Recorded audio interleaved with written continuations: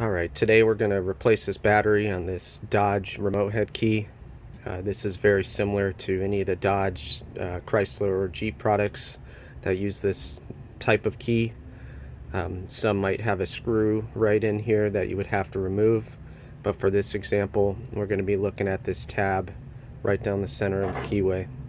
You're going to take a tool, something small, to carefully pry in between the keyway. You'll notice that it's separated a bit down the center. Just be very careful, you don't want to damage the key.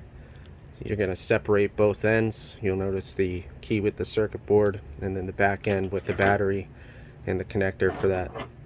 Now take something small underneath the battery to pry up. Pay attention to the orientation of your battery so you put the new one in correctly, and be careful of these metal tabs because they will pop out and can be a pain to get back in. Once you have your new battery, install in the same orientation, and you're going to take the key, the back end, you're going to go ahead and push them back together. Now you do want to hear a good click indicating that the battery end is secure to the rest of the key. There should be no gaps. Everything should be even and closed, and you are good to go. Thank you.